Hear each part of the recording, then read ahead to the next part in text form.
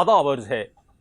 पाकिस्तान की तारीख का एक दिलखराश वाक़या, अली इंटरप्राइजेज जो जलाई गई या हादसाती तौर पर जली, जिसके नतीजे में 264 अफराद जलकर जाबाक हुए। उस केस का आज एक बड़ा फैसला आया है। सुप्रीम कोर्ट के अंदर मुत्तहिदा कौमी मूवमेंट की जानिब से दायर दरखास्तों पर फैसला सुना दिया गया है। ये दरखास्तें थीं वो सिंध हाई कोर्ट के रिमार्क्स से मुताल्लिक, जो कि बादियुन नज़र में MQM के अगेंस्ट जाते थे या उनके मुखालिफ जाते थे। उसके साथ साथ दो मुल्जिमान रहमान भोला और जुबैर चरिया के सजाए मौत के खिलाफ अपीलें थीं, जो कि मंजूर कर ली गई हैं और वो सजाएं कलअदम करार हो गई हैं। और रहमान बोला और जुबैर चरिया, जिनको 264 बार सजाए मौत सुनाई गई थी और इसके साथ साथ जुर्माने की सजा सुनाई गई थी, उनको बरी कर दिया गया है। इस केस के अंदर ये बहुत बड़ा फैसला है जो आया है और इस हवाले से मुत्तहिदा कौमी मूवमेंट के दो बड़े नाम कानून के डॉक्टर फरूक नसीम और हसन साबिर एडवोकेट, जो कि मेंबर कौमी असम्बली भी हैं, उन्होंने आज मुत्तहिदा कौमी मूवमेंट की जानिब से पैरवी की थी इस केस की, और इससे कबल भी वो इसको मुसलसल इसी केस को चला रहे थे।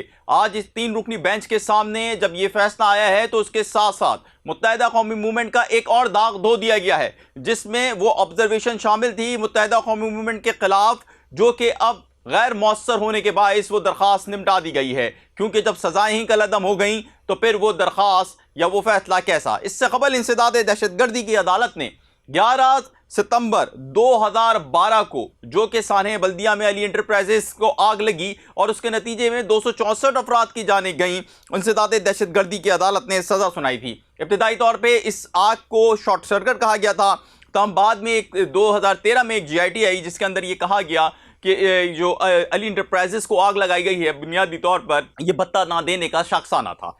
तो यूं इस हवाले से बड़ा फैसला आ गया है। साल 2020 में इंसदाद दहशतगर्दी की अदालत ने इस केस के मुल्जिमान को सजाएं सुनाई थी। सिर्फ रहमान बोला और जुबैर चरिया को ही सजा नहीं सुनाई गई थी, बल्कि 4 फैक्ट्री मुलाजमीन को भी उम्र कैद की सजाएं सुनाई गई थी कि उन्होंने अपना काम दुरुस्त तरीके से सरअंजाम नहीं दिया गया। उसके बाद ये जो मुताल्लिक़ा अदालत है यानी सिंध हाई कोर्ट से रुजू किया गया, तहाँ वहाँ पर भी ये सज़ाएँ बरकरार रखी गई थीं और आज इनसे जो सुप्रीम कोर्ट है उसमें ट्रायल कोर्ट के इस फैसले को अब कलअदम करार दे दिया है और अब मुल्ज़िमान को बरी कर दिया गया है। रहमान बोला और जुबैर चरिया को बरी कर दिया गया है, जिनको 264 बार सजाए मौत सुनाई गई थी। ये एक बहुत बड़ा जो है फैसला है जो कि सुप्रीम कोर्ट ने सुनाया है। सुप्रीम कोर्ट में आज जो कि केस की समाअत जारी थी तो उसमें मजीद क्या अहवाल हुआ, इस हवाले से जानने से कबल मैं आपको बताऊं कि मुत्तहिदा कौमी मूवमेंट की जानिब से डॉक्टर फरूक नसीम और हसन साबिर एडवोकेट, जो कि मेंबर कौमी असम्बली हैं,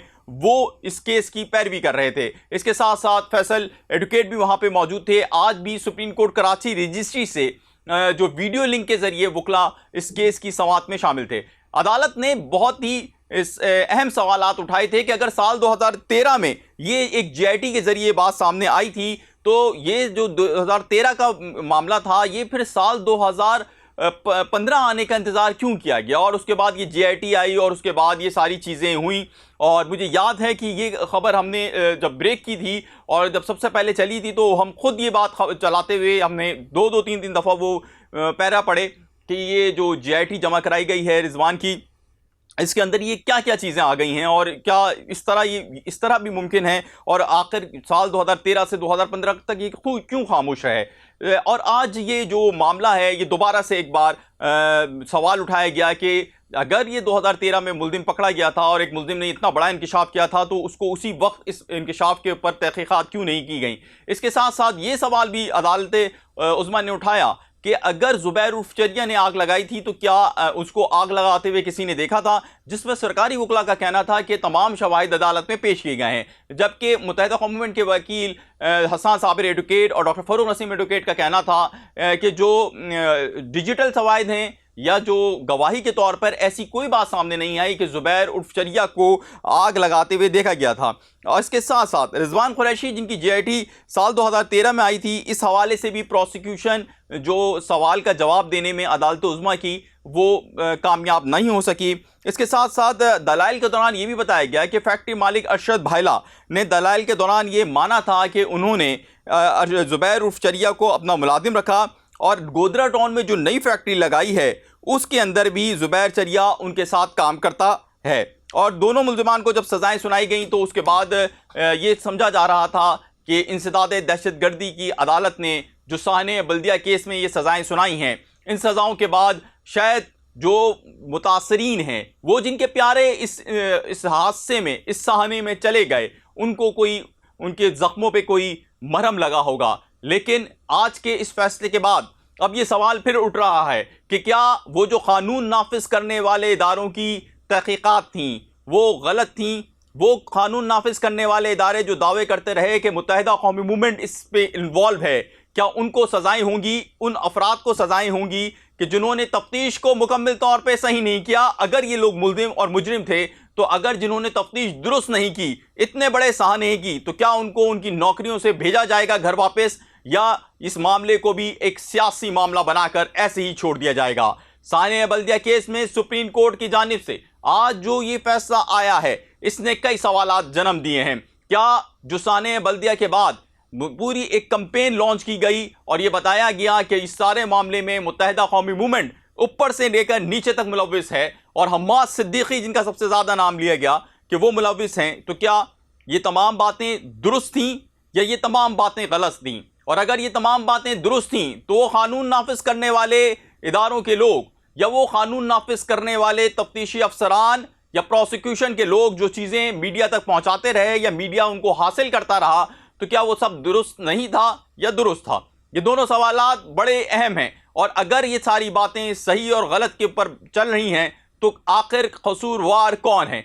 आखिर मुजरिम कौन है? आखिर मुल्जिम कौन है? अगर ये वाक़या सिर्फ शॉर्ट सर्किट की वजह से लगा तो आखिर उन मुतासरीन जिनके 264 लोगों के प्यारे अपनी जान से गए, तो उनके ज़ख्मों पे नमक क्यों छिड़का गया?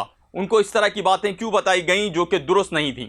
ये तमाम सवालात पाकिस्तान की सियासी और क़ानूनी तारीख़ पर बहुत अहम हैं और ये पाकिस्तान की सियासी व क़ानूनी तारीख़ का एक बड़ा वाक़या है और ये अरबाब इख्तियार पर और उनकी कारकर्दगी का खुला नमूना है, खुला सबूत है कि वो किस कदर नाकाम है। अपने गिरदोनवा के लोगों का ख्याल रखिएगा और हमसे जुड़े रहिएगा ताकि हम आपको इसी तरह अपडेट करते रहें। आदाब अर्ज़ है।